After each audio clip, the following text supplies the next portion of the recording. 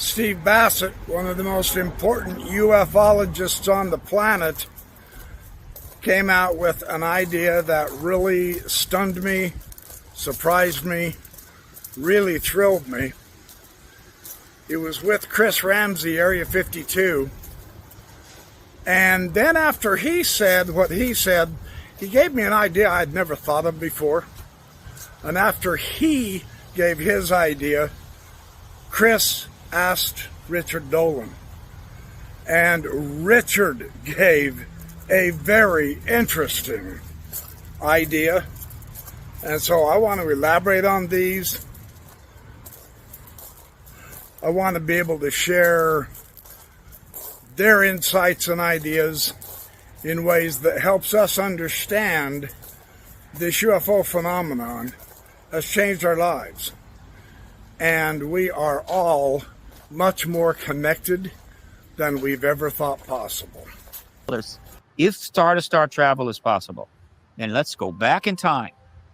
Forever, for millions and billions of years, various entities, various species were able to move around the galaxy. And where they really, what was their interest, right? We want to check out those moon rocks, or just look at stars. They probably teach their kids how stars work. The only thing worth looking for in this galaxy is life, without question. The most complicated thing we know. And some life forms are probably more complicated than us. And so they are moving around, going to a planet with life, taking some samples of it to study, work with, right? And then maybe give it to somebody else. What I'm trying to say is that logic says that life types, forms, DNA, whatever, has been spread all around the galaxy by civilizations that have come and gone. And they've taken and they're working with it. And so they may be working with DNA from 100,000 light years from here, and yet working with some of our DNA. In other words, we are connected already galactically, genetically, in a sense. The life essence and whatever forms, DNA and other versions, have been taken and moved and integrated and what have you. And they've taken stuff from us as well. And so that makes this much more profound. If we can go to the stars, eventually we're going to learn that we have a connection of various levels with major parts of the galaxy that is a fully living entity. Makes Gaia look almost pale in comparison. Right. Which then brings me to this. We are about to get disclosure. It is a long time coming. It's not like the ancient times when they would come down and they were just gods. That was it. You're gods. Okay. You're gods. So if you're an ET, you need a god time. Be treated like a god, like a vacation. Come to the Earth and worship the hell out of you. Yeah.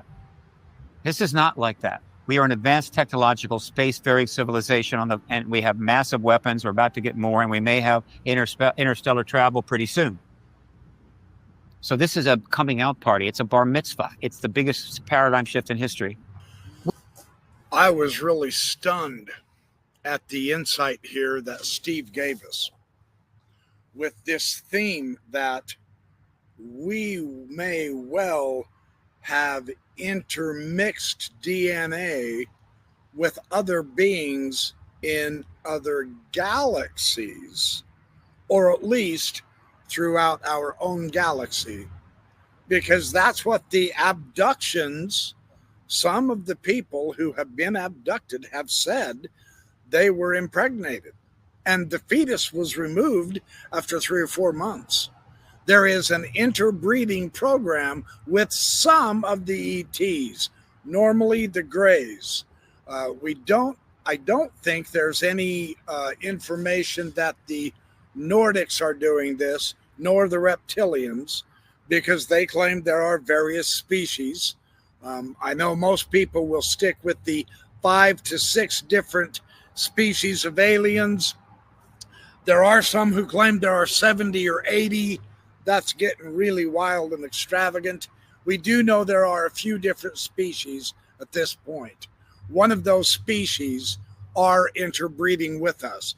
There are apparently hybrids that walk among us, as James Fox says.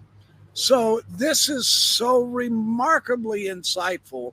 I had never before supposed that our DNA could already have alien DNA in us from hundreds of thousands of light years away, and perhaps many of millions, if not billions, of years old. And that is deeply profound, in my opinion. Now let's hear what Richard Dolan has to say, because he has a very interesting take, not on this part, but on something else that is going on with humanity right now.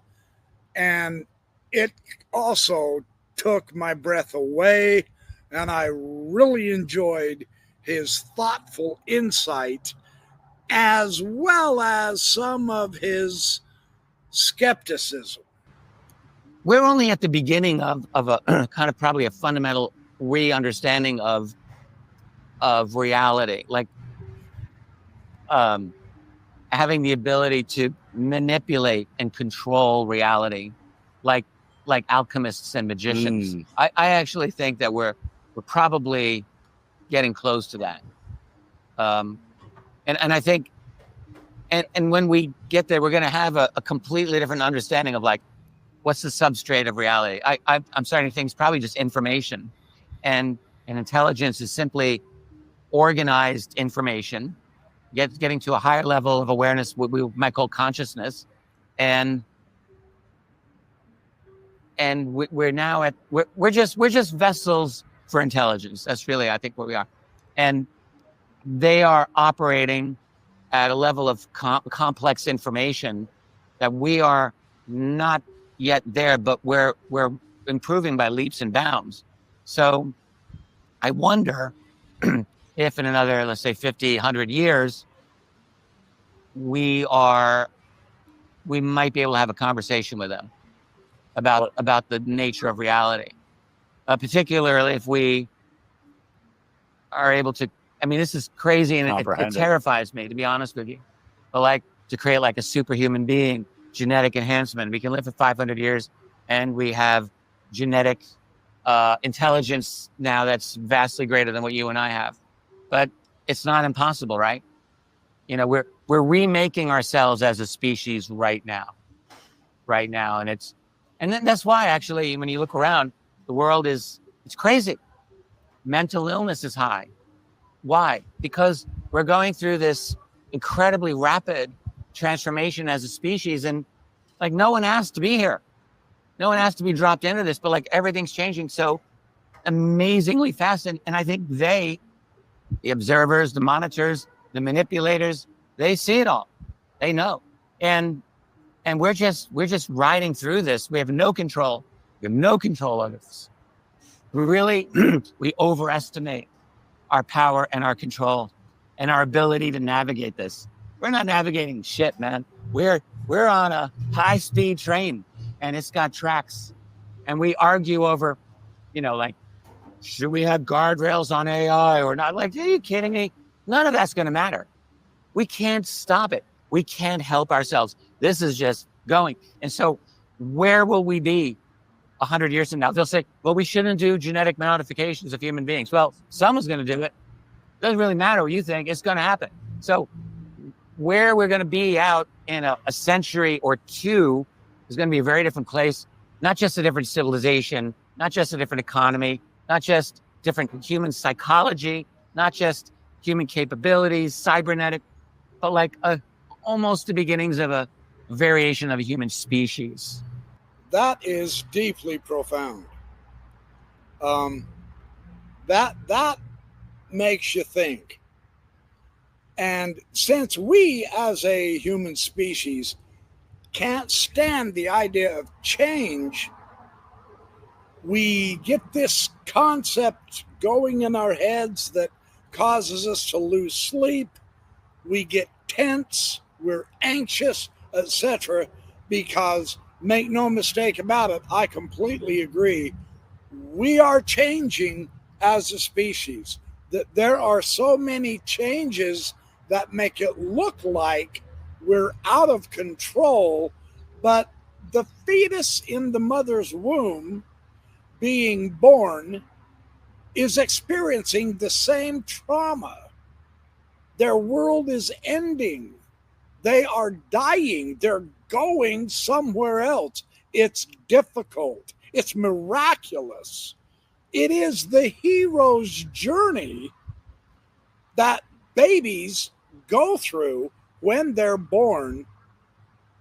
Perhaps it's a hero's journey that we are in the birth pangs right now of a new birth for humanity, which is going to greatly expand our cocoon world of our womb type thinking here on Earth and expand into the wide universal world of the cosmos as a species now, instead of an individual being born out onto this utterly gigantic world compared to the mother's womb. This is deeply profound and interesting. So thanks for watching the Backyard Professor Responds videos. I will return and share more with you as I have time. Feel free to hit the like and subscribe button, tap the notification, the little bell that shows you when a new video drops, when I produce a new video. Share the video with your friends. Thank you for all your support. I'm very grateful for each and every one of you. I appreciate all our friendships and fun discussions and ideas that you share with me in the comments as well. I will catch up to you just as soon as I can. Have a great night.